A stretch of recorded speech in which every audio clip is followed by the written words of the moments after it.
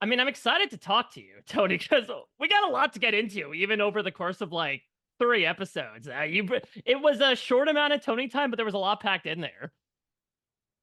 Man, I haven't even watched the episode yet. They haven't let me view it. I wish they would have let me view it, watch it before before I started doing my interview. So you're gonna like refresh my memory here. There we go. I'm gonna give you some choice quotes because yeah, there was a lot of reaction in the room to the stuff that was going on with you in this Oh boy. episode. Oh, and I got to start there because even to your face, there was a lot of expression, and we'll certainly get into what led you to make the decisions that you do. But all these sort of declarations of like Tony doesn't want to be here. This is why he's doing it. He wants to go home. So before we get into all your thinking behind the decisions you made, let's get this down first and foremost. Did you want to be there? Or were you, as people were accusing you of doing, throwing in the towel by doing this stalemate?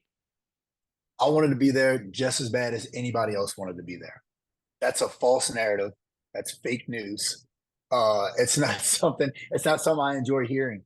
And the interviews that I'm doing, I'm hearing that that's more and more prevalent. That that's that is the narrative that's going around is, oh, he didn't want to be there. He didn't want to be. And I can remember hearing Avery say it in the room. I was in the bed. I can remember her saying, like, he don't even want to be here. He's checked out. And then I can remember her telling TJ in the sand, like, and I don't think he wants to be here. And I'm just like, I'm trying not to take offense to it, right? Because this whole time, me and Avery have gotten along. Like, you're not going to be able to see it. You know, they're not going to show it. But I talk to Avery probably more than I talk to any other girl, any other woman out there. Hmm. You know, we had a great rapport. I feel like we had a good friendship, good relationship out there. Like we confided in each other. She talked about how she kicked things off with Adam after All Stars, you know, because we were on All Stars for a little bit together. Right. And she was great out there. And man, I just thought she was a great person, and we really got along. So for her, and I'm talking to her about my family and the reasons of why I'm out there and why she's out there, and she's got something to prove. And it's like, hey, I'm finally coming back to the flagship. Like I gotta kill it. Like, this and that. So for her to come and say, oh, he don't even want to be here. Oh, he's checked out. It's like, whoa, I'm not checked out. I told you that I miss my family and that, hey, yeah, I'm FaceTiming them. And yeah, of course, I'm tearing up a little bit because I miss my family, but I'm also out here for my family. So uh for her to say that, I think it was just disingenuous, and I don't, I try not to take offense to it, but it does, man, it hurts my feelings. Hmm. Well, I mean, on that point, let's stick with Avery because, like you said, you had sort of built this rapport. So, how did that inform your ultimate decision to not come to a decision to say, okay, I think I'm going to be able to, have Avery back down at this last second? How confident were you there would be a stalemate going into the elimination? Well, I don't know if I was confident, because now I was confident in what I proposed. I was confident in what I told her. I was confident in that, hey, I'm not going back. This is what I feel like is best for my game. And if we can't come to a decision, then I'm not afraid to go down there in the sand. Now, when I say that, I'm very, very confident in it, and I believe it. But at the same time, I'm hoping that, hey, she's going to take that as, I don't want to go into elimination. I'm not trying to go home. I got a lot to prove out here. I'll try to figure something out with Derek. He's my best friend. He's my boy, whatever. Like, he'll go ahead and take this one for me. I'm not going to take this one for him. Right. So that was my whole thing. Either she's going to go ahead and accept Derek going in and kind of go along with that, or we're going to come to a stalemate. And my contingency plan was like, we'll get down there. We're going to say we're in a stalemate. And Derek's going to be like, no, Avery, no way. You're my best friend in the world. There's no way I'm letting you do this. And he's going to go ahead and go down. Like, that was what I was relying on right there. Because I figured she was going to be a stubborn, because Avery, I don't know if it really comes through, if it translates through TV or not, but she is a very like, she has a lot of heart. She plays with a heart. She's very like, I can't think of the word right now, but you could tell when if she's down for you, she's down for you. And that it don't matter about her game or anything else. It matters about that bond that she has with you. So I could tell she was gonna stick to it. But I'm thinking, okay, but there's no way Derek's gonna let her do that. So that was my Mhm. whole backup plan. That was my contingency. Was like, all right, we get down there, we're gonna make a little show. I'm like, hey, I'm not budging. And she's, well, I'm not budging. And Derek's like, okay, I'm not gonna let this happen. Tony, you're an asshole, and he was gonna go down there. Boom, done. Mhm. That was my Well, mindset. so let's say that you do end up beating Darrell and make your way back, because you even clock in the episode that like you're getting the stink eye from a bunch of people, and you know that there are people that are coaching Darrell along as opposed to you. I mean, I would imagine one of the reasons why you want to make this big move is because you kind of feel you're on the bottom of era 3. But what were your feelings if you had survived that elimination? How your chances would have been of survival upon going back to the house? I would have been battling either way. I'm battling either way. I'm battling within my era. The other eras, I'm actually trying to like form some kind of like alliance with them outside of my own era because nobody in my era has got my back except Devin, and there's only so much Devin can do, right? So I come back from that elimination, I'm battling. Either way it goes. So uh, my mindset would have been, look, guys, this is what's best for my game. Everybody out there that's a true challenger knows you got to throw everything out the window and you got to do what's best for your game if you want to make it to the end to get to that final. Everybody knows that. Now, also at the same time, everybody knows the best way to make it to a final is not to go into elimination. So I was between a rock and a hard place. But again, I made the decision, stuck with it, and I got to live with it. So, I mean, one of the things that caused those complications on Era 3 was you coming face to face with Corey. And, the last time that the two of you were on a season together, it was quite wild to say the least. And he is one of the people that does end up, assisting with Tori to send you into elimination. So, talk to me about kind of hitting unpause on that relationship that's been going on 5 years. Yes. So, and maybe they'll show it later on, but what wasn't aired was me and Corey actually had a conversation and we actually had some resolution, with that whole situation. We, it was actually at the introduction, the first episode. I forget what the episode description was, but we talked there and he came up to me like a man and apologized and, admitted fault, admitted he was wrong. And I know that over the years he's had a lot of growth. He's done a lot of growing himself, and he's got a beautiful family. And for those 5 6 years where we didn't talk, we didn't communicate, we didn't even like one single photo of each other's on social media. So for and we had seen each other before at the airport and at the hotel and stuff like that, but it was very awkward. It was still very standoffish. And for him to call and said, "Hey man, I've been wanting to have this conversation with you for a long time, and I wanted to do it on camera so you know that it's real, like, and so we can capture this. And I want to come to you as a man and apologize for what happened, years and years ago." I said, "Man, that's all I needed from you." And right there, we swept in a rug, we squashed the beef, and it was a moment that I wish they could have shown because I feel like it was a special moment between us, especially because of what happened. Right? It was big, and actually showed they went to a flashback, one of Corey's interviews, to say he was like, "Hey, all right, y'all go ahead and show it," and they showed the body Yeah. slam. So for us to kind of come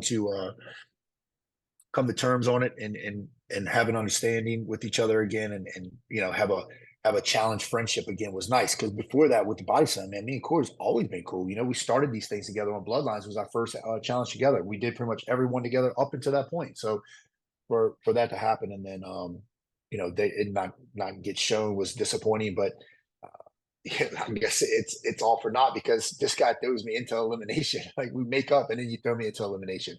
But if you connect the dots, right, and you look at all the different relationships within my era, that was going to be really, really hard for Corey to make a move and to try to save me. Now, if he would have saved me, now we could work together. Maybe I'm your number one, but at the same time, he knows that I'm Devin's number one. He knows that in the back of his head. So he would have been my number two, even if he saves me. And then now he's the odd man out because he throws in Jordan, right? Or he throws in Devin, and Devin has ties to Tori. They're best friends. So Tori wasn't gonna throw either one of them other guys in. Let's be real. Right. That's her That's ex the thing. fiance, who they're still, like best friends, and then you got Hmm. Devin, who is literally her best friend. So it just wasn't going to happen, and I understand the move, of course, but there's no hard feelings whatsoever. Yeah. It would have been cool though if he pulled that trigger and showed that he was a man. Just boom, let's go, Jordan. Yep, you in there. I know you're the best player here. I'm getting you out early. Let's go. Got to pull the trigger, but he didn't, and you gotta respect people's game. Well, similarly, let's talk about someone that in the past, at least, you had bad blood with that was able to make good. Johnny Bananas. So obviously, the two of you were partners together on Final Reckoning, your last main flagship season, and he does come to you in this past episode telling you, "I don't think it's a good idea to try to force this stalemate. Avery's not going to back down." But you think back to when he's cheering for Leroy as a sign to say, "Okay, Bananas doesn't have my best interests at heart." Talk to me through a little bit of that logic in your relationship. So everybody knows the history. Anybody that watches the challenge understands the history. I came in with bananas, and he was somebody I confided into, somebody I confided in, and we just took a liking to each other, right? We gravitated toward each other. Looked at him as like a big brother in the challenge, this and that. But at the end of the day, Johnny is a true challenger. He's always going to do what's best for his game. Always going to do what's best for his game. Now he's got ties, and you know he's got strong, strong ties to Leroy. I get that and understand that, and maybe I should have took that in a way of like, oh man, like you're gonna root that loud for Leroy, this and that, But Mm. what happened with us on Final Reckoning, and then going through what we had to go through together on Final Reckoning, and then even after filming Final Reckoning, hanging out afterwards, and just the bond and the brothership and us getting back to a good place. I thought I thought he would have handled that situation a little better. Yeah, like Leroy's your boy, 10 plus years, this and that, but like, come on, what about me? Like, it's hey Lee, like it was just very obvious of, hey, you didn't really want me there. You didn't want me there. And then so if you coming up and you're trying to give me advice, it's like, why are you trying to give me advice? You was just rooting for me to go home. I don't. It doesn't. Something's not adding up here. And even it's probably not. They probably didn't show it, but after the elimination, the next morning, he's sitting there trying to give excuses on why Leroy lost instead of giving me my flowers on how I won and how good I did. It's like Leroy's not even there anymore, man. You can't even come give me my props now. So they didn't show that either, but that was something else that like rubbed me the wrong way. Um, so yeah, for him to try to come and give me advice, yeah, look, he's the banana man. He's done more than anybody and all this and all that. But at the end of the day, I still got to do what's best for my game. Mm. And at the time, I figured the decision that I had made was best for my game. Yeah, I mean, to that point, I don't know if you've heard some of these comments yet, but certainly someone like Ryan expressed a lot of disagreement with your decision. He had called it what you did a masquerade of ego. Said that the reason why you were doing this is he quote you couldn't digest the fact that a woman might have the final say. I mean, what's your Oh, reaction to that's that? such Because low. That's such low hanging fruit. That's such like, come on. I that why I just um that's the easy target. That's like, oh look, this big old guy and little Avery, and oh you need to do what Tony says, and Tony's gonna you gotta. That's not the case at all. I'm not looking at it like, oh, she's a woman, she's got to do what I say, or a masquerade of ego or whatever. Like it's you're a challenger. I'm a challenger. This is what I think is best for my game. This is what you think is best for your game. Okay, we have a disagreement. You have a disagreement. You come to a stalemate. Guess what you do? You go down to elimination. It's not anything else. Like I don't feel like, and I haven't watched the episode obviously, but I don't feel like I was super aggressive or like in her face. Like you got to do what I say. You're gonna do what I say. Like and like that's just not my character. It's not who I am. It's definitely not who I want to come across as on TV. Like that's I've made huge strides from the Rivals 3 days and things like that. So it's like, yeah, that had nothing to do with my decision at all. Or that wasn't how I wasn't trying to come off that way at all. Mhm. And so I masqueraded my ego. What was the other quote? What was the other Well, one? yeah, as you were bringing up that It's hard you to could digest the fact that a woman. What is it? that a woman would have the final say. Yeah, okay. My wife's gonna laugh at that one. My wife, she runs the house. She's the boss. Like, come on, get out of here. Well, last thing I want to ask you mentioned this a little bit earlier with a moment of resolution between you and Corey, but if you had the opportunity to show us something that we didn't get the chance to see, and I know you haven't watched the episode yet, but something like strategically, personally, comedically from your time in Vietnam, what would that be and why? Oh God. My memory. I have such a bad memory. I'm the worst at this because I do have a horrible, horrible memory. But them showing the slingshot fight was awesome. Mhm. Trying to think of any other stuff we had like that was going on. We had. You're gonna show the tug party tonight. They showed a lot of good stuff. One thing I wish they would have shown Mm, leading up to this, and I think it would have made it a little better for TV.